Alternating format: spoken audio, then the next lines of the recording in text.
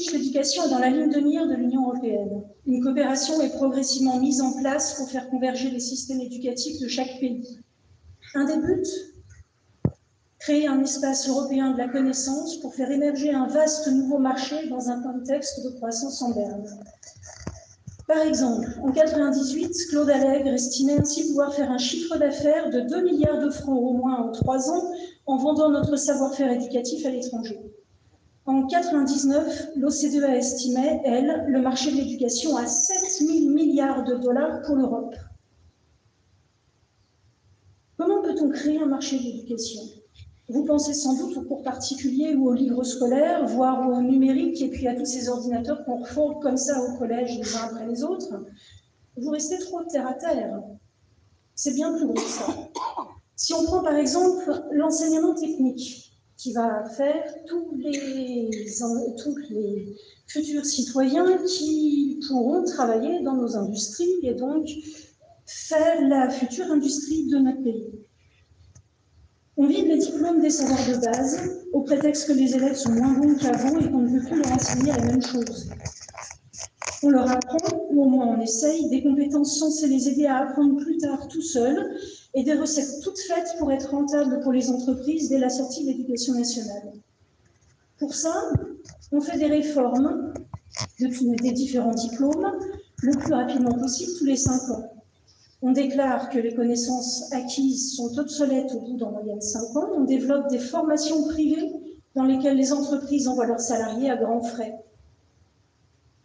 On baptise ça du nom de formation tout au long de la vie. Et on a fidélisé comme ça une bonne part de la population à l'échelle européenne pour un coût exorbitant.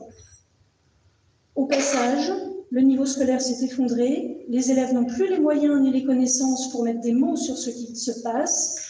Ils ne pourront en général plus protester et ils n'en ont plus ni les capacités ni le courage.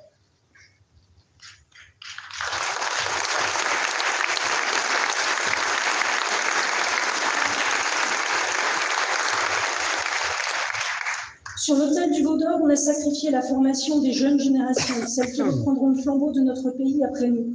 Et on a caché cette forfaiture, une de plus, sous la propagande en faveur d'une union de sens et résout tous les maux de notre siècle. Propagande qu'on retrouve jusque dans les manuels scolaires des plus petites classes. Qu'est-ce que l'Union européenne au final?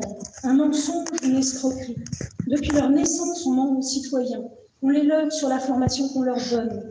On leur enlève l'espoir de mener la vie dont ils rêvent en leur mentant sur leurs possibilités d'avenir et sur le contenu des diplômes qu'on leur enseigne et dont on dit qu'ils ont toujours le même niveau qu'avant. On les illusionne sur une paix improbable en les poussant à la guerre. On leur fait croire qu'ils ne manqueront de rien tout en faisant disparaître notre industrie et notre agriculture. On les fait croire à la modernité et au progrès en déifiant ces deux mots sur lesquels on n'a plus le droit de s'interroger. C'est devenu une croyance qu'il est bien difficile de combattre.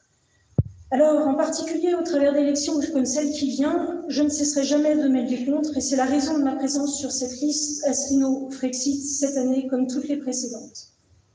Merci.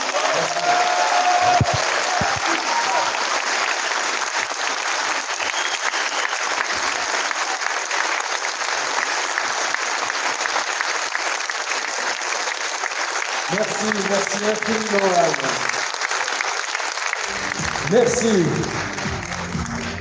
Vous vous reconnaissez tous dans ce que dit Anne, évidemment. À présent, je souhaiterais accueillir le numéro 33 de la liste. C'est donc un homme. Adnan est maître de conférences en mathématiques, c'est un matheux. Il milite à l'UPR depuis plus d'un septennat maintenant. Il vient de Seine-et-Marne. Et en plus du thème qu'il développera, je lui ai posé une question tout à l'heure. Pourquoi préfère-t-il le numéro 33? Et en cherchant un peu, j'ai trouvé éventuellement une idée. Le 33 est le nombre entier le plus petit qui peut s'exprimer sous la forme 9 fois différente de la somme de 3 entiers. 3 entiers, vous avez compris, hein? Premier, c'est 3 plus 11 plus 19, c'est 5 plus 11 plus 17, etc. Je vous laisse faire la suite. Adnan Benabdeslam.